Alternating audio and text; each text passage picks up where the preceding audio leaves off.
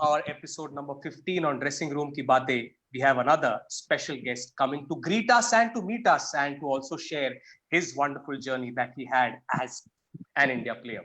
So if I were to just tell you a little number data, we all love our numbers, we all love our data. He is a cricketer who played 99 test matches for India, 334 one-day internationals. In those 99 test matches, he led India in 47 of them, 22 centuries in test cricket, 7 centuries in one-day cricket, 54 centuries in first-class cricket. He led India in 3 consecutive World Cups, 1992, 96, and the 1999 World Cup. Our special guest on today's episode of Dressing Room Ki Baatein is going to be Mohammad Azharuddin. So it is going to be a good chat that we are going to have with him over the next 1 hour. So that's our guest for the evening, Mr. Mohammad Azharuddin. Azhar, good evening and welcome to Dressing Room Ki Baatein. Thank you. How are you? Fine, thank you. Nice to see you. Hope all well there in Hyderabad in these times. Yeah, well, so far so good. Yes, good. So just to give you a formal welcome, let me invite one of our panelists today, Kashmira Wadekar. Kashmira, good evening and welcome. If you could join us and welcome Mohammad Azharuddin. Hello, hello. Hi, Azhar. Nice to see you here. Thank you for accepting our invitation on behalf of AICPC. And of course, we all know the relationship that Dad and you shared all along, and hence, you're always our well-wisher and always encouraging us. I know since when even he started, when Dad also has invited you multiple times before also to encourage our players. And once again, we are so looking forward to hear your experiences and know more about you. And I hope you're taking care of yourself now. Hyderabad is all good? Yeah, everything is fine. All good so far. How's everything with you? All good. Singapore is fine since I'm now in Singapore. But yes, this is, I think, a better place to be right now. But yes, thank you so much for joining us. And with that, let's start our session. And Prasanna will be moderating us today. And he will also introduce our AICPC stalwarts as well. And my mother is also online, who would also like to say hello. And yes. Okay. Oh yes. Over to you, Prasanna. Yes. Yes. So we have a wonderful panel, and just to introduce that panel to you, the patron member of the AICPC, Mrs. Rekha Wadekar is with us. The Vice President of the AICPC, Mr. Prasad Desai, is with us. The General Secretary is there with us. Mr. Saurabh Ravalia, the Assistant Secretary. Mr. Deepak Jadhav is there. Brijesh Solkar is there with us. Our India coach, Sulakshan Kulkarni, is there with us. Vinod Deshpande to join in. So it's going to be a big panel, and we'll have them join us whenever time permits. So let's go back to our guest, Azhar bhai. Good evening once again. And हम जब ये programme करते हैं dressing room की बातें, इसमें हर एक cricketer की जर्नी के बारे में जानते हैं. तो अजहर भाई, आपसे जानना चाहेंगे कि कैसे शुरुआत हुई आपकी, कैसे लगा आपको कि मैं क्रिकेट खेल सकता हूँ, कब आपने वो बैट लिया हाथ में या बॉल लिया, कुछ उसके बारे में बता सकते हैं? देखिए, तो बहुत पुरानी बात है, क्योंकि मैं जब छोटा था, मेरे ख्याल में 7 या 8 साल का था, तो मेरे अंकल भी वो खेलते थे, क्रिकेट खेलते थे और काफ़ी अच्छी क्रिकेट खेली उन्होंने, बट अनलकी ट्रॉफी, बट उन्होंने मुझे पहले सिखाया था. उन्होंने जब बैटें घर में रखी होती तो मुझे ऐसे ही बैट देख के इंटरेस्ट पैदा हुआ, तो उन्होंने देखा कि मुझे, तो उन्होंने पहली बार मुझे बैट पकड़ना सिखाया और पहली कोचिंग उन्होंने दी थी. तो मैं उनका बहुत बहुत शुक्रगुजार हूँ कि उन्होंने मुझे तभी से बताया. बट लेकिन आगे चल के हमने काफ़ी कोशिश किया. जब मैं स्कूल में गया तो मेरे ब्रदर KM जोसेफ, जो हमारे स्कूल के क्रिकेट कोच थे, हमें लाइक फादर फिगर समझे, तो उन्होंने सिखाया. उसके बाद में कई कोचिंग कैंप्स अटेंड किए. लाला अमरनाथ साहब का कोचिंग कैंप था, फिर मुश्ताक अली साहब का कोचिंग कैंप था. बट लेकिन मेरा इम्प्रूवमेंट, ज़्यादा से ज़्यादा इम्प्रूवमेंट जब भी हुआ, एक वसंत अमलाड़ी साहब, जो उनका जो कोचिंग कैंप था हमारे हैदराबाद में, 1 महीने का था, जो महीने में, वो 1 महीने में मैंने जो उनके कैंप में इम्प्रूव किया, तो वहाँ से मुझे बहुत फायदा हुआ. कभी भी अभी वसंत अमलाड़ी साहब तो है नहीं, बट लेकिन कभी भी मैं मिलता था तो मुझे वो जो भी वो कैंप में उन्होंने बताती थी, वो पूरे यादें ताज़े होती थी. बट लेकिन मैं भी उनका भी बहुत शुक्रगुजार हूँ. वो बॉम्बे से ही थे, तो उन्होंने मुझे बहुत सिखाया. और वहीं से जब देखिए खेलते खेलते देखने से इंसान देख के ज्यादा सीखता है, खेलने से तो डेफिनेटली आप सीखते ही हैं, बट लेकिन आप जब बड़े प्लेयर्स को देखते हैं, जब मैचेस देखते हैं और गौर करते हैं कौन सा प्लेयर कैसा खेलता है, तो वहां से आपको बहुत फायदा मिलता है। और हम लोग इतना लकी थे कि हर बार मोइनुद्दौला मैचेस यहीं पे होते थे, और मोइनुद्दौला में हर पूरे इंडियन प्लेयर, जितने भी इंडियन प्लेयर्स खेलते होते और बाहर के प्लेयर्स भी आके इनविटेशन टूर्नामेंट आता खेलते थे, तो मुझे मौका मिलता था कि हर प्लेयर को देखने का और सीखने का, तो मैं वहीं से सीखा। नहीं सर, आपने इतने बड़े लोगों के नाम बताए, जैसे Vasant Amladi, one of the most renowned coaches, वहां पे आपने सीखा। कुछ यादें आपके स्कूल की? ऑल सेंट्स हाई स्कूल में भी आपने काफी क्रिकेट खेला? बिल्कुल, स्कूल में ही ज्यादा सीखा मैंने। जो हमारे जो ब्रदर के.एम. जोसेफ थे, उन्होंने हमें बहुत सिखाया, क्योंकि हम जब प्राइमरी स्कूल से मैं खेलता था, प्राइमरी से खेला, फिर मिडिल स्कूल में आया, फिर मैं 10th क्लास में भी आया, क्योंकि मेरे को पहले से कैप्टनसी का उतना शौक नहीं था, मेरे को खेलने से ज्यादा वो था। क्योंकि जब मैं 10th स्टैंडर्ड में था तो मुझे कहा गया था कि आप कैप्टनसी करेंगे, तो मैंने मना कर दिया था, क्योंकि मेरे जो जूनियर थे उन्होंने कैप्टनसी की थी, तो मुझे खेलने से इंटरेस्ट था, और मैं समझता था कि अगर उस टाइम पे मैं अगर कैप्टन बन तो शायद मैं उतना ज्यादा अपने गेम पे ध्यान ना दे सकूं, तो मैं वहीं से ही ज्यादा खेलने लगा। तो ऑलसेज में तो मेरी यादें हैं, क्योंकि बेसिकली जो आप क्रिकेट, आपकी जो मेन स्टार्ट होती है वो स्कूल से ही स्टार्ट होती है। अगर आपका बेस स्कूल में अच्छा रहेगा तो ना के क्रिकेट में, बट अगर पढ़ाई में भी अगर आप अच्छे रहेंगे, जो पहले के जो 10 साल होते हैं स्कूल में, या केजी से लेके अगर 10 साल या 11 साल, वो बहुत इंपॉर्टेंट अहम साल रहते हैं, क्योंकि वहां पे आप जो सीखते हैं वही मेरे ख्याल में आप लाइफ में आगे कैरी कर रहे हैं। तो मैं खुशकिस्मत हूँ कि मुझे स्कूल में जाने का मौका मिला, और मेरी पेरेंट्स की तरफ से मेरे पर काफी कोई प्रेशर नहीं था, और उन्हें काफी एनकरेजमेंट किया। और मेरे ग्रैंडफादर एज ऑलवेज मेरे साथ रहते थे, और मैं उनके साथ ही था, और उनका जो एफर्ट था, उनका जो सिखाने का तरीका था, और जो उनका जो जनरली लाइफ के बारे में भी सिखाते थे, बिकॉज वो बड़े मैथमेटिशियन थे, मैथ्स भी पढ़ाते थे। स्पेशली जब मैं बीकॉम कर रहा था, जब मुझे मौका नहीं मिलता था क्लासेस अटेंड करने का, क्योंकि कंटिन्यूस मैचेस होते थे, तो मेरे ग्रैंडफादर ने उन्होंने मेरी पढ़ाई करती थी, पढ़ाई करके वो जो छोटे नोट्स लिखते थे और कहते थे कि ये नोट लिखाऊं, ये जाके यही पढ़ के एग्जाम में दे दो, बस यही ठीक होगा बोल के। तो इतना मुझे सपोर्ट था, तो उसी वजह से मैं आज यहाँ पे हूँ। और मेरे जितने भी फैमिली मेंबर्स हैं उन्होंने मुझे सपोर्ट किया, स्पेशली मेरे जो कजन ब्रदर है खालिद, जो आज बहरीन में रहते हैं, उन्होंने भी बहुत मुझे सपोर्ट किया। उनका तो सपोर्ट मैं समझता हूँ, वो मेरे ख्याल में हर मैच मेरा देखे, स्पेशली वो एक ही इंसान है जो मेरा फर्स्ट टेस्ट मैच जब मैंने कलकत्ता में खेला तो वो हैदराबाद से आके देखे, तो मैं उनका भी बहुत शुक्र। जितने भी लोग हैं, मैं नाम लेना मुझे इतना डिफिकल्ट है, बट जितने भी लोग मुझे कहे तो मुझे एक अच्छा प्लेटफॉर्म मिला है, मैं सबका शुक्रिया।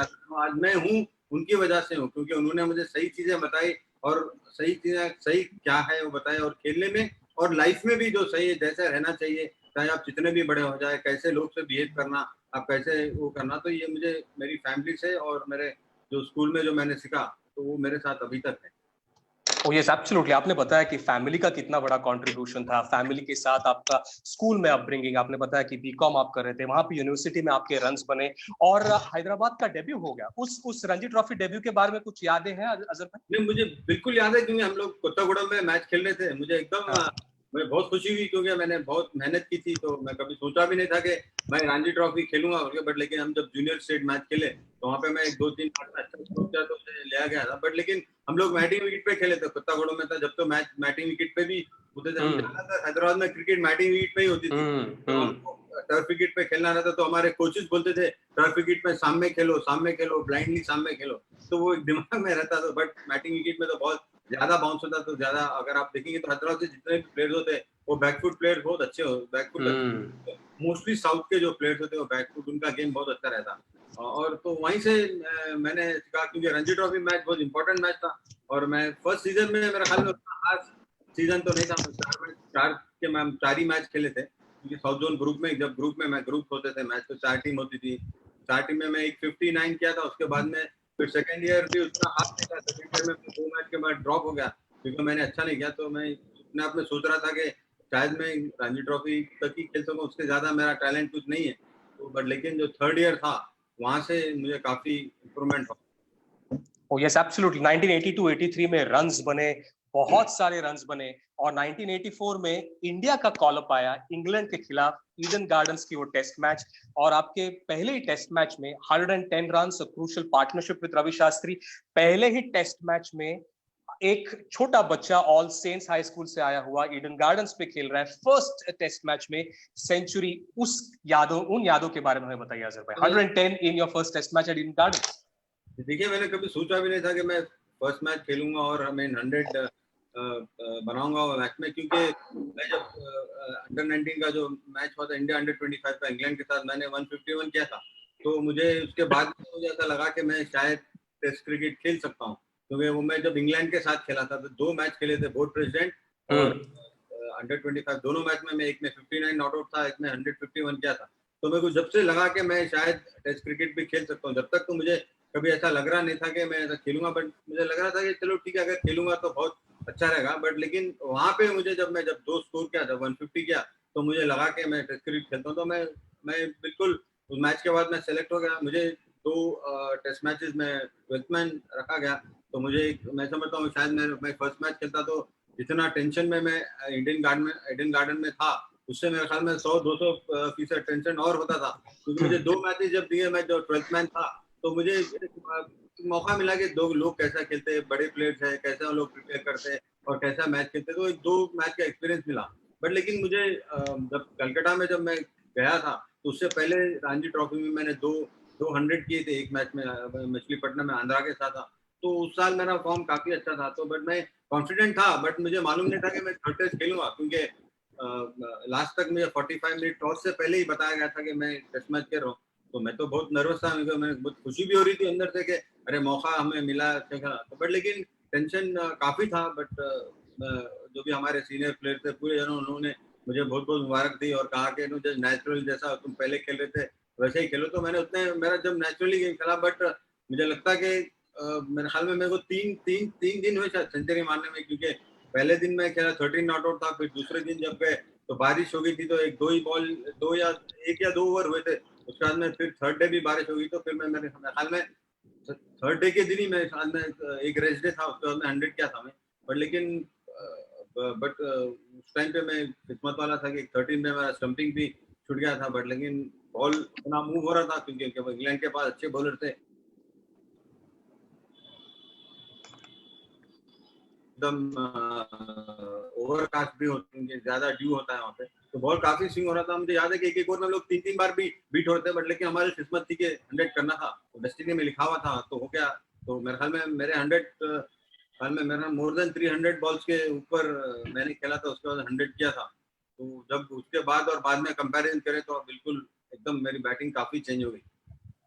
नहीं, आपने अभी एक वर्ड कहा कि डेस्टिनी, तो डेस्टिनी ने ईडन गार्डन्स को लिखा था कि पहली सेंचुरी होगी, उसके बाद चेन्नई में दूसरी सेंचुरी, कानपुर में तीसरी century, first 3 test matches and 3 test centuries. Tell us about that phase Azhar भाई इन योर लाइफ। ये तो मुझे बिल्कुल ऐसा लग रहा था कि एक फेरी टेल जैसा चल रहा है, क्योंकि मुझे ऐसा लग रहा ही नहीं था कि मैं जब भी मैं बैटिंग करने जाता था 30-40 रन बहुत जल्दी बन जाते थे। उसी वजह से मेरे ख्याल में मैं अच्छे फॉर्म में था, क्योंकि जो भी मैं टाइम करता था, बॉल या खेलता था, बाउंड्री होती थी। तो पहले तो आप देखिए, पहले बहुत अटैकिंग क्रिकेट होती थी, अटैकिंग फील्डर्स होते थे। अगर आप एक ओवर में 2 या 3 बाउंड्री मारेंगे तो भी आपको डीप पॉइंट या डीप स्क्वायर लेग ऐसा कोई रखता नहीं था, क्योंकि वो आप मारो और स्लिप में एज लगे। तो मुझे बहुत खुशी है कि मैं 300 का, क्योंकि मेरे ग्रैंडफादर की प्रेयर थे और मेरे फादर और मेरे जितने लोग हैं उनकी ख्वाहिश मेरे ख्याल में यही थी कि मैं अच्छा करूं। और लेकिन मुझे एकदम मैं भी सरप्राइज था, मुझे भी एक सरप्राइज लगा। बट लेकिन जो मुझे एक चीज की बहुत खुशी हो रही थी कि जो मैंने मेहनत की थी, कभी ऐसी मेहनत सोच के नहीं की थी कि मैं इंडिया को खेलूंगा। ऐसा क्या था कि बट चलो जो भी आप खेलते जाएंगे ग्रेट से खेलेंगे, क्योंकि मुझे एक ही चीज की तकलीफ है कि मैं एक अंडर 19 इंडिया को नहीं खेल सका। मैं हर टूर्नामेंट खेला, टेस्ट मैच खेलने से पहले हर ग्रेड ऑफ क्रिकेट खेला, बट अंडर 19 में मुझे सेलेक्ट नहीं किया गया था। मैं क्योंकि मुझे याद है कि मैं बेंगलुरु में गया था, तो मैं जब जा रहा था तो मेरे grandfather he was also very बहुत पायस आदमी थे। तो उन्होंने मैं जाने टाइम जब बेंगलुरु जा रहा था तो कहे कि अभी तुम्हारा टाइम आया नहीं बोलते। तो मुझे समझा नहीं, मुझे कोई समझ में नहीं आया। तो मैंने जब बेंगलुरु में गया तो मुझे जब नेट्स में खेला तो 3 या 4 बॉल में, मेरे ख्याल में 5 बॉल मैक्सिमम खेला होगा। तो उसके बाद में वो लोग नेट से मुझे निकाल दिए, तो फिर मुझे वापस आ गया। तो मुझे जब मालूम हुआ कि मेरे ग्रैंडफादर ने जो बोला वो सही था कि मेरा तो उसके बाद में इंडिया अंडर 19 टीम इंग्लैंड गई थी। तो मेरे ख्याल में वो साल भी बहुत इंपॉर्टेंट टूर था अंडर 19 का। मैं अंडर 19 लेकिन किस्मत की बात है, बट खेला नहीं, मुझे अच्छा नहीं लगा। मैं चाहता था कि अंडर 19 भी खेलो, क्योंकि जो भी जितने भी मेरे साथ बात जो प्लेयर्स डेब्यू करे वो सब अंडर 19 मैं अकेला जो इंडिया के लिए अंडर 19 नहीं। बट नॉट बैड अजहर भाई, अंडर 19 आप नहीं खेले पर 3 मैचेस में 3 टेस्ट सेंचुरी, और उसके बाद इंडिया का वनडे डेब्यू भी आपका हुआ इंग्लैंड के खिलाफ 1985 में। उस मोमेंट के बारे में, टेस्ट में तो परफॉर्म करके खुद को एस्टैब्लिश करके, अभी वनडे क्रिकेट में देखिए जब मैं टेस्ट में रन्स करने लगा तो मेरे ख्याल ऑटोमेटिकली आप जब टेस्ट में रन्स करते हैं तो सोचते हैं चलो बिकॉज इन फॉर्म बैट्समैन है और रन्स भी कर रहे हैं तो एक प्रेशर भी आ जाता है सेलेक्टर के ऊपर पे कि चलो वनडे में क्यों नहीं खिला रहे। तो शायद मेरे ख्याल में वो प्रेशर में मैं खेला, बट मेरे को याद है कि मैं 48 कुछ किया था मेरे ख्याल में नागपुर में। नागपुर हुआ था, बट लेकिन मैंने किस्मत की बात है देखिए, बट मैंने अच्छा टेस्ट में अच्छा खेल रहा था, उसी वजह से मुझे वनडे में भी मौका मिला। Oh yes, absolutely। और उस साल 1985 का जो साल था उसमें एक बड़ी टूर्नामेंट में आपने बहुत अहम भूमिका निभाई थी। वो थी Benson hedges world championship cricket, जहां पे इंडिया ने सारे टीम्स को बीट करके पाकिस्तान को फाइनल में बीट करके इंडिया बिकेम वर्ल्ड चैंपियंस। वहां पे Mohammad Azharuddin became that player who not only batted but fielded really well। So batting और fielding का combination उस वनडे सीरीज में सबको समझ में आया। उस एक्सपीरियंस के बारे में बताइए अजहर भाई। ये जब गया सेलेक्ट हुआ था, जब सेलेक्ट हो गया मैं फर्स्ट टाइम इंडियन टीम के साथ बाहर जा रहा था टूर पे। कभी मैंने अंडर 25 के साथ गया था जिम्बाब्वे, उसके बाद कोई बड़ी टीम के साथ जब इंडियन टीम के साथ गया नहीं था। मेरे ऊपर काफी था क्योंकि मैं 300 किया था और वनडे में भी थोड़ा बहुत अच्छा कर गया था, तो मुझे बहुत प्रेशर था कि क्योंकि हर आदमी सोच देख रहा था कि अभी 300 के अभी यहाँ कैसा खेलेंगे क्या नहीं।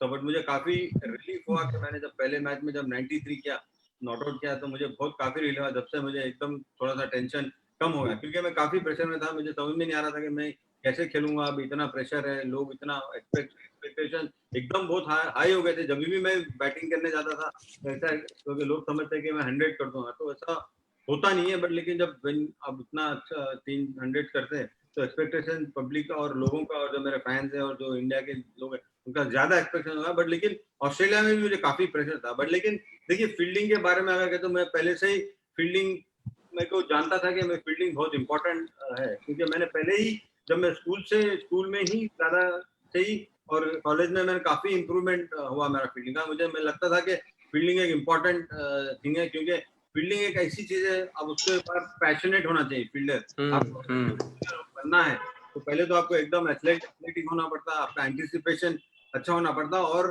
फील्डिंग भी एक ऐसी चीज है कि आपको जैसा बैटिंग में आप जैसा कंसंट्रेशन करते हैं या बॉलिंग डालते टाइम आप कंसंट्रेट करते हैं, फील्डिंग में भी आपको कंसंट्रेट करना पड़ता है। और फील्डिंग में भी आपको देखना पड़ता है कि कौन सा बैट्समैन कैसा खेल रहा है और अकॉर्डिंगली आपको वो पोजीशन में ठहरना पड़ता है। एक बात अलग है कि कैप्टन आपको बताता है कि यहाँ पे ठहरो, बट लेकिन आप अगर उससे भी अच्छा बेहतर कर सकते हैं एज ए फील्डर, क्योंकि आपको लगता है कि कोई बात बैट्समैन होते हैं रुका के खेलते हैं तो आप उसको थोड़ा सामने ठहरे, बैट्समैन थोड़ा जैब करते हैं तो उसे थोड़ा पीछे से स्टार्ट ले। तो फील्डिंग में भी कंसंट्रेशन होता है, क्योंकि देखिए आजकल मैं विद ड्यू रिस्पेक्ट एवरीबॉडी, अगर देख लेंगे तो फील्डर अगर आप एक जगह ठहरेंगे तो आपको एवरी बॉल पे वो हर 3-4 यार्ड इधर या 4 यार्ड उधर ठहरेंगे। तो वैसे में आप कंसंट्रेट नहीं कर सकते, क्योंकि आपको पता चलता है कि मालूम नहीं होता कि अरे मैं कहाँ से स्टार्ट लूं। तो अभी भी फील्डिंग करता तो मैं अपना एक मार्क कर लेता था। अगर शायद मैं मिड ऑफ पे भी हूँ, अगर मैं वहां मार्क कर लिया, अगर मैं कवर्स पे भी बॉल अगर चेस करूं तो मेरे को आके वहीं से ही स्टार्ट लेना है। तो इसीलिए मैं गेम में रहता था, क्योंकि मुझे मालूम था कि मैं कंसंट्रेट कर रहा हूँ। अगर मैं कंसंट्रेट नहीं करूँ तो मैं कहीं से भी स्टार्ट ले लूं। इसलिए अगर आप देखेंगे तो मैं ज्यादातर मैं डाइव इतना मार नहीं सका, क्योंकि मैं एंटिसिपेट मैं गॉड गिफ्टेड था, आप जो भी कहें था, मैंने मेहनत भी बहुत की, तो मैं एंटिसिपेशन मेरा अच्छा था, तो मैं पहले से ही एंटिसिपेट कर लेता था। तो उसी वजह से मैं ज्यादा डाइव वाइव भी उतना लास्ट में कभी कभी ऐसा ओवर ज्यादा अगर दूर है तो डाइव मारते थे, बट लेकिन मोस्टली मैं कवर कर लेता था। तो मुझे ये प्रैक्टिस के बाद ही आया, क्योंकि मैं ओके फील्डर था स्कूल और कॉलेज में, बट लेकिन जब इंडियन टीम में आया तो मुझे इम्पोर्टेंट लगा कि मैं फील्डर भी अच्छा बनना चाहिए और मैं चाहता था कि हर जगह पे फील्डिंग करूँ। अगर आप जब मैंने फील्डिंग करता था तो मैं फ्लिप कैचेस भी लेता था, ऑफ फील्ड कैचेस भी लेता था, क्लोजिंग कैचेस भी लेता था। तो मुझे ये था कि मैं ऑलराउंड फील्डर अच्छा बने, क्योंकि देखिए पॉइंट पे अच्छे होते हैं, फास्ट फील्डर डीप में, फास्ट फील्डर स्लिप में होते हैं। तो मैं चाहता था कि मैं हर चीज में एक्सेल करूं। तो मुझे ऐसा लगता था कि मैं एक अच्छे फील्डर से और अच्छा फील्डर बनूं, क्योंकि मैं अच्छा था बट मैं एक्सेल होना चाह रहा था। इसी वजह से शायद अगर आप देखेंगे तो मेरे करियर में 3 या 4 मैच में बिकॉज ऑफ मैं फील्डिंग खेल लिया, क्योंकि शायद मैं वो मैच में नहीं, मैं मेरी प्लेस नहीं बनती थी, क्योंकि शायद मैं ड्रॉप होना चाहिए, बट लेकिन जो फील्डिंग मेरी अच्छी थी, इसी वजह से मैं शायद 3 या 4 मैच और ज्यादा खेल चुका हूँ। Oh, yes, absolutely. Just to tell a statistical fact to all our listeners, in one-day cricket, Mohammad Azharuddin took 156 catches. And as he was saying, Azhar bhai, ये मैं आपको पूछना चाहूंगा कि silly point हो, second slip हो, deep mid wicket हो, आपके ट्विटर हैंडल पे आपने एक कैच आपने जो लिया था डीप मिड विकेट पे उसी बेंसन हेजेस के वर्ल्ड चैंपियनशिप में, उसका भी आपने वो वीडियो शेयर किया था। तो इसके हमारे जो दिव्यांग क्रिकेटर्स हैं वो भी आपको सुन रहे हैं, वो भी अच्छी फील्डिंग करना चाहते हैं, तो आपको सजेस्ट कर सकते हैं अजहर भाई कि इन्होंने हर एक पोजीशन में, क्रिकेट के हर एक फील्ड पोजीशन में कैसे प्रैक्टिस करनी चाहिए, कितने कैचेस लेने चाहिए, क्या फील्डिंग ड्रिल्स करनी चाहिए, उसके बारे में थोड़ा हमारे क्रिकेटर्स को बता सकते हैं अजहर भाई? तो आपको एक चीज बोलता हूँ, अगर फील्डिंग आपको अच्छे फील्डर बनना है तो आपको फील्डिंग लाइक करनी पड़ेगी। हाँ, अगर आप फील्डिंग लाइक नहीं करते, खाली बैटिंग करेंगे, बॉलिंग करेंगे, तो फिर आप कभी भी अच्छे फील्डर नहीं बन सकते। क्योंकि आपको पैशनेट होना पड़ेगा। क्या अच्छे फील्डर बनने के लिए आपको बहुत मेहनत करनी पड़ती है, शायद मेरे ख्याल में बैटिंग और बॉलिंग से ज्यादा मेहनत करनी पड़ती है। तो मैं एक ही 2-3 मेरे सजेशन ऐसे ही कि क्योंकि जब आप फील्डिंग करते हो तो हर पोजीशन में आप कैचेस लेना चाहिए, क्योंकि अगर आप चिली पॉइंट पे फील्डिंग करें तो चिली पॉइंट के क्या ड्रिल्स होते हैं, उससे ज्यादा कोई ड्रिल्स होती नहीं। अभी तो इतना ज्यादा ड्रिल कर लिए, सिंपल ड्रिल्स है, नजदीक से आप थोड़ा कैचेस ले, एट ए गो 10-15-20 कैचेस, अगर मेरे ख्याल में 5 या 6 यार्ड में बैठ के ऐसा थोड़ा तेज मारे तो उससे आपके रिफ्लेक्सेस होते हैं।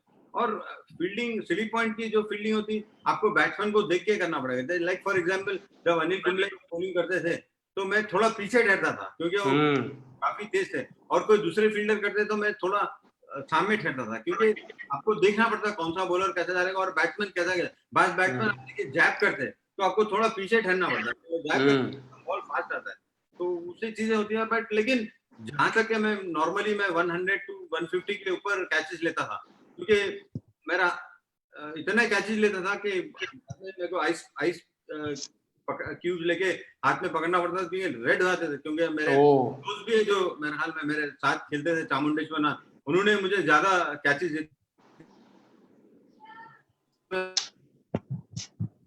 हमारी बेट थी, अगर एक ही कैच छोड़ूंगा तो उनको पेप्सी पिलाना पड़ेगा या नहीं तो मुझे कोल्ड ड्रिंक पिलाना पड़ेगा। तो उन्होंने मेरे ख्याल में ज्यादातर वही जीतते थे, क्योंकि वो बाद में इतना फ्रस्ट्रेट हो जाते, मैं नहीं छोड़ता था कैचेस, तो नजदीक से जोर से मारते थे तो फिर कभी कभी छूट जाता था। तो जब फील्डिंग जो करते हैं आपको, अब जब 100 कैचेस 150 कैचेस लेते तो आपका हाथ it gets used to the ball. अगर आप हाथ रखेंगे तो बॉल यूज टू होना चाहिए, क्योंकि बाज़ वक्त आप देखते हैं बहुत फील्डर्स को लगता है इधर से निकल जाता है या इधर से निकल जाता है, तो आप जितने कैचेस लेंगे तो आपको बॉल आप हैंड यूज टू हो जाएगा। तो आप ऐसा भी अगर यहाँ पे भी रखेंगे तो बॉल आपके ऑटोमेटिकली हाथ बन जाए, क्योंकि नॉर्मली कैच जब यहाँ पे आप लेते कैच आदत होती तो अगर आप मारेंगे तो ऑटोमेटिकली हाथ बंद होता है, क्योंकि लोग ज्यादातर यहाँ से और अगर यहाँ पे रहे तो कैच छूट जाता है। तो कब जब आप कैच लेते हैं तो आपका हाथ कब के वैसा हो जाता है, अगर 150 कैच तो ऐसे हो जाता है। आप रखेंगे तो कभी भी हाथ आप टूटेगा नहीं, अगर आप हाथ रखेंगे और नो डाउट आपको may be sometime it won't come, but वहीं पे ऊपर से नहीं जाना, क्योंकि हो जाता है कैचेस लेने के। तो इम्पोर्टेंट है, क्योंकि नॉर्मली हम क्या करते हैं, राइट हैंड जो राइट हैंड में कैच लेते हैं, लेफ्ट हैंड वाले, तो मैं दोनों हाथ से कैचेस लेता, सिंगल हैंड कैचेस लेता था। तो क्योंकि पता था कि क्योंकि अगर आप लेफ्ट हैंड में अगर कभी एक हाथ से कैच देना है, अगर यूज टू नहीं आपका हैंड, तो आप जाएंगे तो कैच मिलेगा नहीं। तो अगर यूजर है तो एटलीस्ट 90% आप पकड़ने के चांस रहे। तो ये सब चीजें होती है। और वन स्टंप पे भी विकेट पे मैं मिनिमम मेरे ख्याल में 40 या 50 बार थ्रोज तो एवरी टाइम करता था, क्योंकि जब बैटिंग जब हो जाती थी तो नॉर्मली 15 या 20 मिनट बैटिंग करने के बाद आप क्या करते थे, तो आपको फील्डिंग वही टाइम पे मैंने ज्यादा इंप्रूव की, क्योंकि विकेट रखता था और मैं किसी को बोलता था बॉल फेंको तो मैं विकेट पे मारता था। तो वो उससे भी मुझे आइडिया हो गया थोड़ा कैसे स्टंप पे थ्रो करना और वन बाउंस कैसे थ्रो करना, कैसे एंगल से कौन से एंगल से किधर फेंकेंगे तो बॉल विकेट पे लगेगा। तो ये सब देखिए मैंने सीखा है, मुझे ऐसा कोई ऐसे सिखाया किसी ने भी नहीं, बट मैंने भी अच्छे अच्छे फील्डर्स को देख के सीखा, क्योंकि मेरे इंस्पिरेशन कपिल बाजी थे। कपिल बाजी जबरदस्त फील्डर थे, स्लिप में भी अच्छा फील्डिंग करते थे और आउटफील्ड में भी जबरदस्त फील्डिंग करते थे। तो मैं इंस्पायरिंग था कि मैं सोचता था कि जब कपिल बाजी कर सकते तो मैं क्यों नहीं कर सकता। तो मुझे वो एक इंस्पिरेशन था और मैं फील्डिंग को लाइक करता था। अभी भी मैं कभी भी जाता हूँ तो मुझे लगता है कि ग्राउंड पे मैं भी 2-3 कैच पकड़ लूं। नहीं, डेफिनेटली अजहर भाई, आपको देख के तो ऐसा लगता है कि आप अभी भी चैंपियन फील्डिंग कर सकते हैं। अजहर भाई, एक याद पूछनी थी आपको कि आप जब फील्डिंग करते थे, हम जब क्रिकेट देखते थे 90s में, तो एक आपकी स्पेशलिटी थी जो बाकी कोई नहीं कर सकता था या बाकी करने लगा होगा बाद में, कि आप एक रिवर्स फ्लिक करते थे, हाथ बॉल पकड़ के ऐसा पीछे फेंकते थे, रिवर्स फ्लिक। वो कहाँ से सीखा? वो तब तक कहीं पे भी नहीं देखा था। ये मैंने ऐसे ही ट्राई कर रहे थे, एक दिन ऐसे ही ट्राई कर रहा था और डायरेक्ट हिट से आपका लगता था। अभी जब example when you are going running on the left side, on the wrong side, वे आप लेफ्ट हैंड से थ्रो नहीं कर सकते। मैं बाद में मैं थ्रो सीख लिया था लेफ्ट हैंड से भी, पर उतना मास्टर नहीं कर सका उतना, में ज्यादा नहीं। अगर आप लेफ्ट हैंड से पकड़े तो you have to quickly take the ball in your right hand and then throw it back. It is ऐसा फेंकने होता है, लेके जाता जल्दी अगर फेंके तो मुझे अच्छा लगा, क्योंकि 3-4 बार मैंने ट्राई किया तो मुझे अच्छा लगा। तो मैं फिर वहां से प्रैक्टिस करने लगी, लेफ्ट हैंड पकड़ो, राइट हैंड से फेंकना। तो उससे प्रैक्टिस करते करते मुझे आदत हुई थी। तो बाद वक्त कोई जब आप प्रैक्टिस करते हैं, आप जब आदत हो जाती, तो मैंने कोशिश की 3-4 बार, बहुत से टाइम ऐसा भी फेंक दिया, ऐसा भी फेंक दिया, क्योंकि मैं डिफरेंट चीजें ट्राई करता। अब लाइक बहुत से प्लेयर, मैंने भी ऐसे ही कैचेस लेता था, फिर बाद में मुझे एक टाइम ऐसा लगा कि मुझे ऐसा कैच लेने में बहुत आसान लगा, क्योंकि ऐसे लेने में मुझे कभी बॉल छूटता ही नहीं था। ऐसे में उधर लग के छूट जाता था, मुझे अच्छा लगा। मे भी ऐसा कर सकते हैं। मैं डिफरेंट जब चीजें ट्राई करता था तो मेरे को नए नए आइडिया आता है, तो मैं नए नए चीजें, क्योंकि मैंने, अगर आप देखेंगे तो मैं काफी स्लिप्स में भी, अगर ऊपर का भी कैच अभी भी मेरे को इतनी आदत है कि अभी भी ऐसे ही पकड़ता हूं मैं, ऐसा बहुत आदत होगी, ऐसा आदत होगी। Oh yes, absolutely. So wonderful to listen to you, Azhar bhai, telling your stories about fielding and batting. Let's go ahead. तो runs हो रहे थे, fielding अच्छी हो रही थी, reputation बन रहा था, और तब मौका आया कि कैप्टन चुनने का, and it was a young boy from Hyderabad who had established himself, became the captain of the Indian team. तो अभी आपसे हम जब सुन रहे थे अजहर भाई, तो आपने बताया कि कैप्टन तो मैं स्कूल में भी नहीं था, अंडर 19 की टीम में सिलेक्ट नहीं हुआ था, तो उस बंदे को इंडिया कैप्टन का ऑनर मिला, तब कैसे लगा? देखिए, उसके पीछे भी एक मेरे ख्याल में थोड़ी सी कहानी है। तो जब पाकिस्तान जब टीम गई थी, इंडिया की टीम 89 में, मैं कभी भी नहीं सोच रहा था कि मैं वो टूर पे सेलेक्ट होऊंगा। ओके। क्योंकि मेरा परफॉर्मेंस थोड़ा डाउन हुआ था, इतना अच्छा नहीं था, क्योंकि एमआरएफ में भी हुआ था तो मैंने उतना अच्छा नहीं किया था, 1-2 मैच में ड्रॉप हो गया था। बट लेकिन एक मैच वेस्ट इंडीज के साथ मैंने 38 किया था, तो जब भी थोड़ा फॉर्म वापस आ रहा था, तो मुझे कभी भी ऐसा नहीं लग रहा था कि मैं 89 टूर में पाकिस्तान में जाऊंगा, क्योंकि मैं लग रहा था कि मैं टीम में से ही ड्रॉप हो जाऊंगा। बट लेकिन अब मेरी किस्मत थी, जब टीम में मैं गया, टीम सेलेक्ट हो गई तो मैं सेलेक्ट हो गया। तो मैं समझ रहा था कि मुझे और एक मौका मिलेगा। बट लेकिन मैं जब गया तो वहाँ पे मैंने फर्स्ट मैच खेला तो उतना अच्छा नहीं हुआ, कुछ 10 रन बना आउट हो गया। तो जब फर्स्ट टेस्ट मैच जब कराची में हो रहा था, तो रमन मेरे बहुत खास दोस्त है, रमन है नहीं तो मेरा खास दोस्त है, उसके पैर में कुछ मार लगा था, तो उसको पता नहीं था कि उन्होंने मैच के दिन बोल दिया कि मेरे पैर में दर्द है तो मैं नहीं खेलता हूँ। तो मैं तो ड्रॉप था मैच में, कराची टेस्ट में। मैं तो शायद एज ए गुड फील्डर बोल के मैं 12th मैन हो जाता था फील्ड पे जाने का, कोई आते तो। बट लेकिन मैं ड्रॉप था, तो मुझे सुबह में पता चला कि मैं मैच खेल रहा हूँ, क्योंकि मुझे पहले दिन पता था कि मैं ये मैच नहीं खेल रहा हूँ। तो वहां पे मुझे जहीर भाई ने मुझे बहुत अच्छी एक टिप दी थी बैटिंग के बारे में। उन्होंने मेरे ऐसे ही मैं नॉकिंग कर रहा था, तो पता नहीं कहाँ से आया, ऐसे आते आते ऐसा आप देखिए डेस्टिनी बोलिए, किस्मत बोलिए, उन्होंने आया और बताया कि मैं कुछ मुझे पूछने लगे कि क्या हुआ था, क्यों स्कोर नहीं हो रहा है क्या। तो मैंने बोला मैंने बहुत ट्राई किया, हर चीज ट्राई कर रहा हूँ, बट हो रहा है नहीं, तो मुझे पता नहीं, बट फिर कोशिश तो करूंगा। बोले कि नहीं, स्टांस में ठहरो। स्टांस में जब मैं ठहरा, तो मैं जब ठहरा तो मेरा हाथ ऐसा था, तो उन्होंने खाली बस ऐसे ही करो बोला, राइट हैंड, उतना ही बताया। तो मुझे अच्छा लगा, टाइमिंग आने लगी और थोड़ा सा रिस्ट में दर्द होने लगा मुझे। बट मैं हर चीज ट्राई किया था। मैं समझा कि मैच में तो मैं जरूर ट्राई करूंगा, क्योंकि चाहे कुछ भी हो जाए, क्योंकि एक मौका है मेरा, अगर मैं मैच तो शायद कोई दूसरा प्लेयर खेलता था। तो मैच में किस्मत की बात अच्छी थी कि हम लोग ने पहले फील्डिंग की, तो मैंने वो मैच में 5 कैचेस लिया था एक इनिंग में। उसके बाद में दोनों में 35 रन किया। तो मेरी प्लेस फिर भी एज ए फील्डर की वजह, मैं समझता हूँ मैं फील्डिंग की वजह से मेरे ख्याल में सेकंड मैच खेला, 30 के वजह से नहीं खेला, फील्डिंग की वजह से खेला। बट तो नेक्स्ट मैच में मैं 110 किया था, फिर उसके बाद में 80 किया, फिर 50 किया। तो ऑलमोस्ट संजय ने 500 रन के ऊपर किया था, मैंने कुछ 380 या 370 रन किए थे। तो मुझे लगता है मैं ड्रॉप होने के बाद 370 रन किया। जब फिर वापस टीम आ गई, तो मैं साउथ जोन का कैप्टन बन गया था, दिलीप ट्रॉफी। तो श्रीकांत कैप्टन थे हमारे, तो उन्होंने आके बोले कि मैं रेस्ट ले लूंगा या कुछ करूंगा, बोल के रेस्ट लिए। तो मेरे ख्याल में उन्होंने खेला नहीं, तो मैं कैप्टन बना। तो जब मैं ग्राउंड पे जा रहा था तो राज सिंह सर भी चल रहे थे, उधर ही पीछे से आ रहे थे, तो मुझे रुकाए, बोल के पूछे, मियाँ तुम कैप्टन बनोगे क्या, बोल के पूछे। तो मुझे पता नहीं, सर तो मुझे बहुत लाइक करते थे पहले से ही, जब मैं 84 से ही उन्हें बहुत लाइक करते थे। बोला सर मैं ऑलरेडी कैप्टन हूँ ना सर साउथ जोन टीम का। बोले तो बोले तुम पागल है क्या, बोल के बात नहीं कर रहा हूँ, मैं इंडियन टीम की बात कर रहा हूँ, क्योंकि वो चेयरमैन थे। तो मैंने पहले एकदम मुझे कुछ समझ में नहीं आया, मैंने कुछ बोला नहीं, मैं बोला सर अगर मिलेगी तो कर लूंगा। तो उसके बाद में ये स्टोरी थी, तो फिर बाद में मैं ऐसे कैप्टन बना, क्योंकि मुझे पता ही नहीं था। क्योंकि जब मैं कैप्टन बना तो बहुत से लोग लिखने लगे, रहे 4 कैप्टन पुराने प्रीवियस कैप्टन फॉर्मर कैप्टन के अंडर खेलेंगे तो कैसे होगा, उनको सपोर्ट नहीं मिलेगा, ये नहीं मिलेगा, बहुत लोग ने लिखने लगा। बट मेरा कभी भी नजरिया पॉजिटिव थिंकिंग में था, मेरा कभी भी नेगेटिव थिंकिंग में कभी करता ही नहीं था, क्योंकि मैं नेगेटिव नहीं सोचा था। मैं उस टाइम मैं कुछ बोला नहीं, बट मेरे दिमाग में ये आया था कि भाई अगर मेरे साथ 4 फॉर्मर कैप्टन है तो मेरे साथ 4 फॉर्मर कैप्टन का एक्सपीरियंस है। अगर मैं कभी फॉल्टर होगा, मैं कभी मुझे प्रॉब्लम हुई, कहीं कुछ समझ में नहीं आएगा, तो मैं चारों से जाके पूछ सकता हूँ।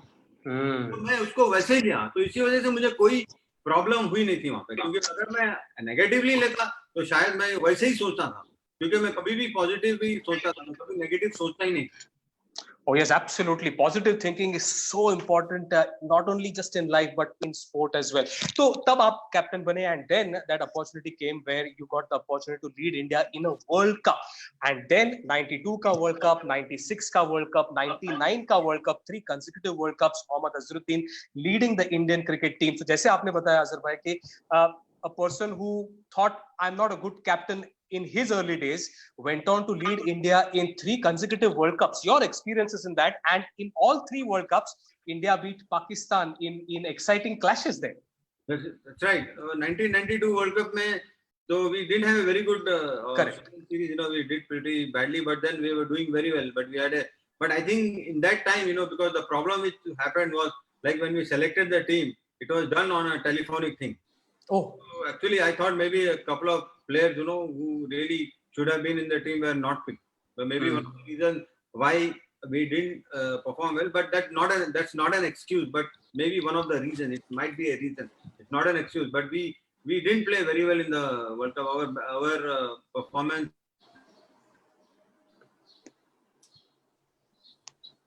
Like if we had played the match we played against Pakistan, maybe in another 4 or 5 games, we would have really done well. But then our consistency level was not there. One doing well one match, and suddenly the next match we were not doing well. When there have been some very brilliant individual performances. I batted well in the whole World Cup, and Sachin played well. But then that was not enough actually. It was not happening consistently. I mean, like the bowlers were bowling well, the batting and fielding was letting down. So I mean, once you don't play, if you really want to win a World Cup, like the way we won in the 1985 championship, everything gelled together. We batted, we bowled well, we fielded well.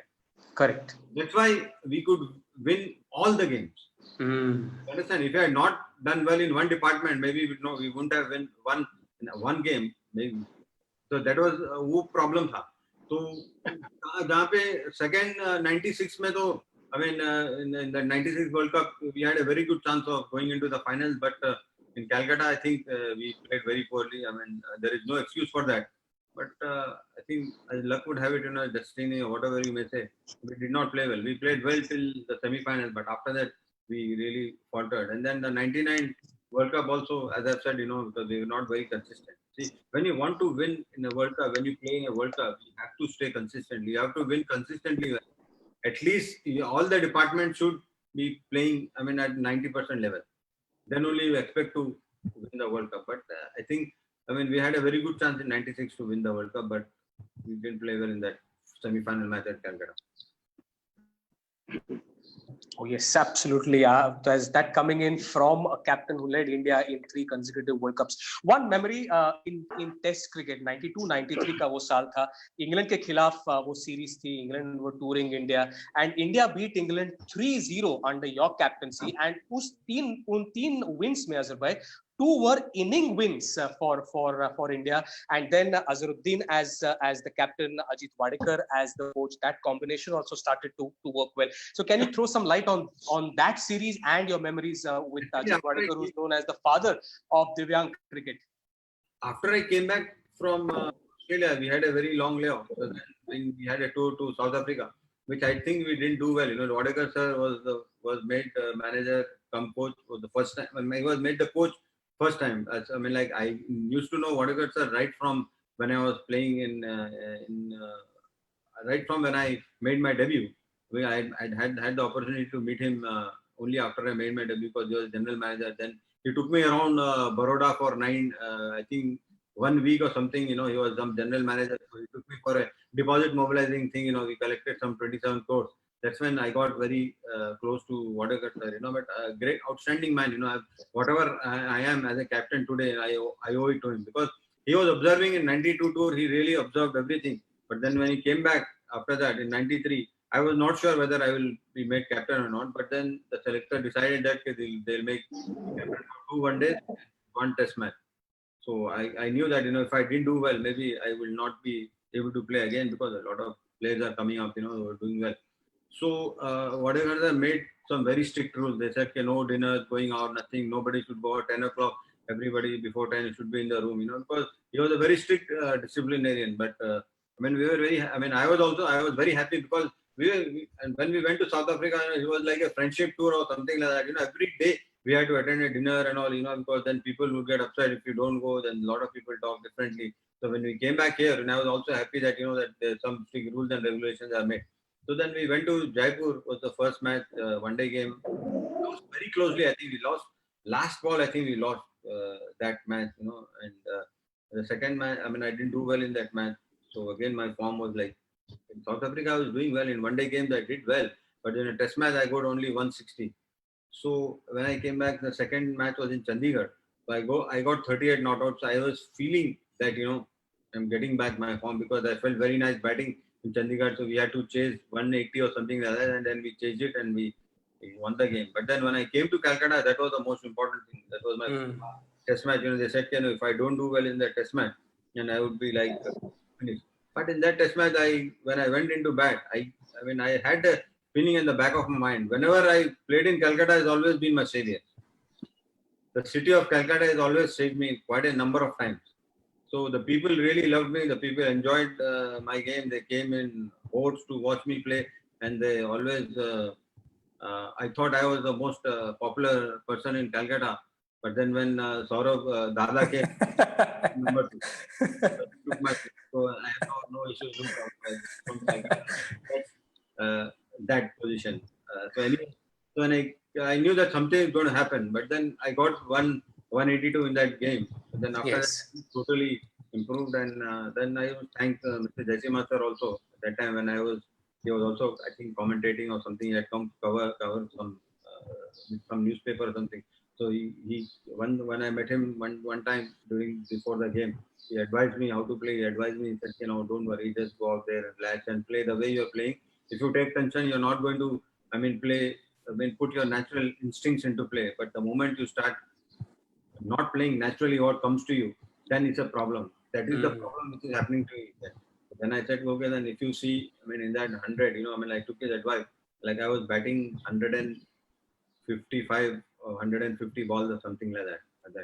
Eventually, because in that match, I just tried and just played my shots and everything came well.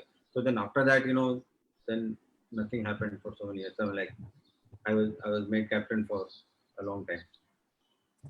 Oh yes, absolutely. Azhar भाई आपने अभी जब बात करते हुए बताया Eden gardens का special relation, तो एक आपसे मैं सवाल पूछना चाहूंगा कि कभी-कभी हर एक क्रिकेटर जो रहता है उसको लगता है कि ये ग्राउंड पे मैं जाऊंगा तो मेरे से गलती होने ही वाली नहीं. Just to tell a statistical fact to all our listeners, 5 centuries at Eden Gardens, 2 half centuries, and average of 107.5 for Mohammad Azharuddin. तो जब आप ईडन गार्डन्स में एंटर करते थे तब वो पुराना स्टेडियम हुआ करता था, अभी रिनोवेट हुआ है, 1 लाख लोग आपके आसपास है, अजहर कह रहे, क्या फीलिंग होती थी तब? वो आप शेयर कर सकते हैं हमारे लिस्टर्स के साथ, हमारे दिव्यांग क्रिकेटर्स के साथ?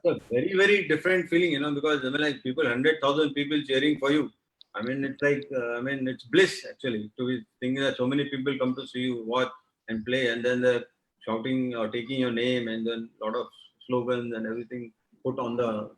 You can see the hoardings and all this, the placards and all people holding.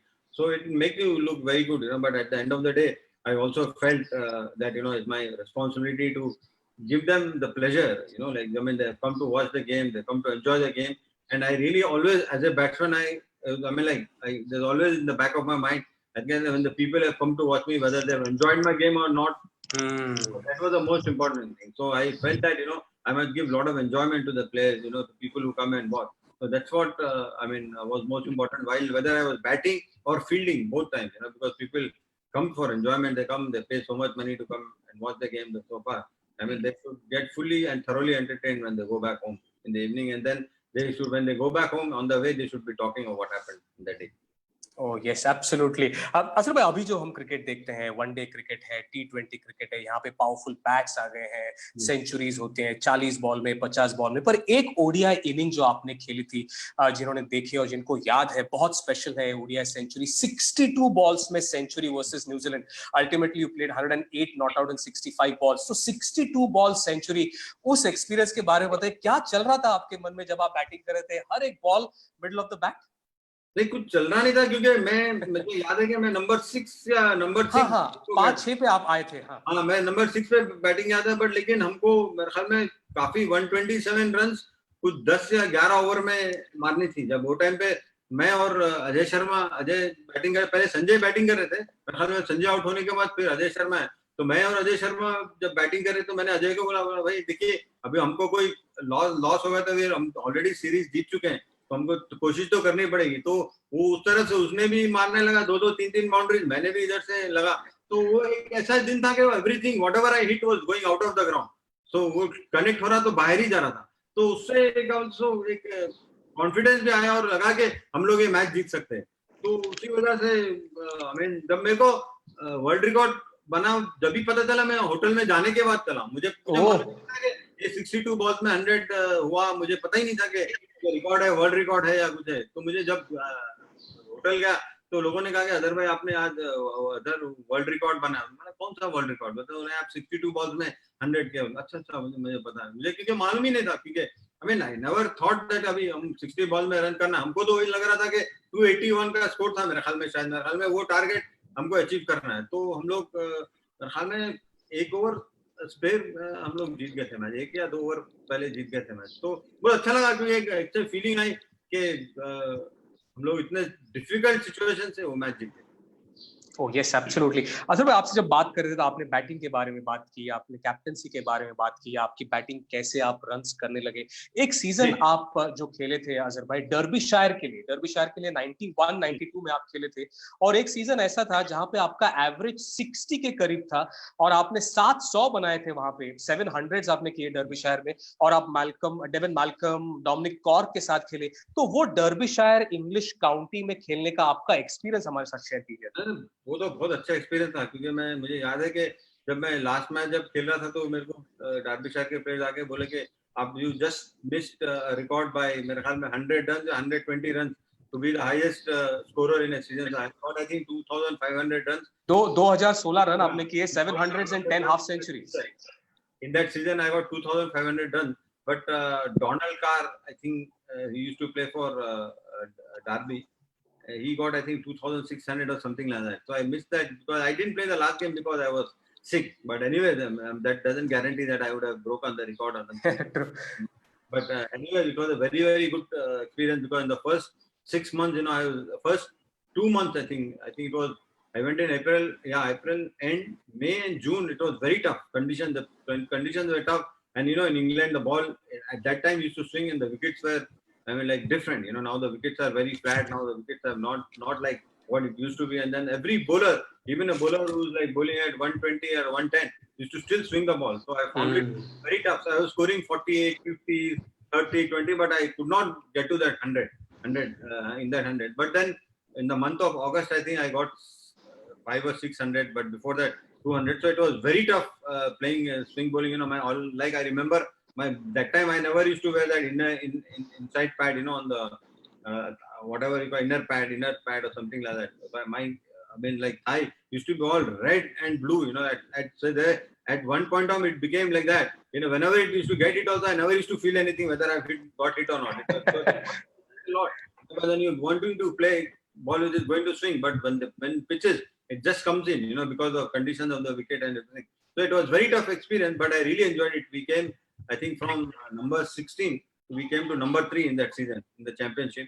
And I think we didn't win any one-day tournament, but I think it was a very, very good experience. I mean, like playing every day and then traveling in car, and then like it was definitely different, different. And then we had very good bowling attack. We had Devon Malcolm, Dominic Cock, then there are 2 other, Alan Warner and Simon Bates. Ole Mortensen was also there. He was from Denmark. He used to swing the ball. Like I mean, I was amazed that all the bowlers used to bowl at least 26, 27 overs in a day. Especially even Devon Malcolm bowled about, I think I remember one game he bowled 26 or 27 overs. Oh. Because at that time, I mean, like we had to play 105 overs in a day in the competition. So it was very tough. Sometimes the matches used to go until 7:30 also. So we played. Yes. So it was a very tough season, but I really enjoyed it because when I started scoring runs, then in England there is one thing, like if you score runs, you are treated on par or maybe like a king. Don't score runs, there's a problem. So I was very lucky that I could score runs, and then I like in my club, they really treated me very nicely. I really enjoyed playing in England at Derby.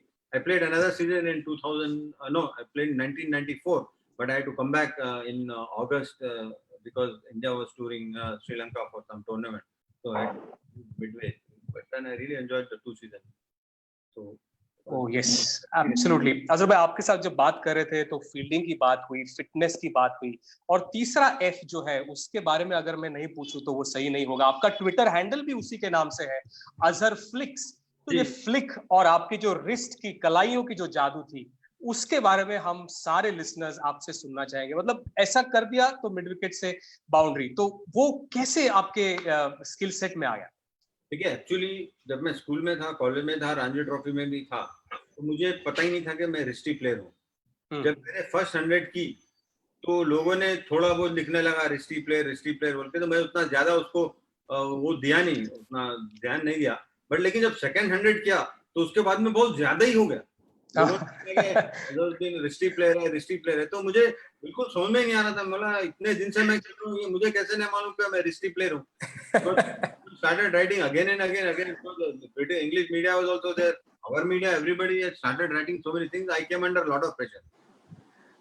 I didn't know. I thought, literally, what is this happening? Risty player. Then only people started talking about my risty player. But I never realized or even had an inkling in my mind that I was a risty player playing in school or college. Nobody used to tell me. They used to tell me, go out and play and score runs. That's what it mattered. Nothing more, nothing less. So that's how people started talking. Then I realized, literally, it came into my mind that, okay, I'm like this player now, so I'm going to play like this only. So I did nothing with the wrist. My wrists were quite flexible right from when I was playing.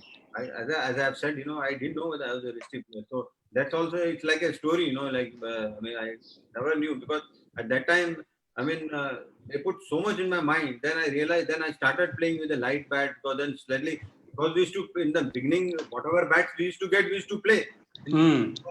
Whether heavy, light, we had no choice.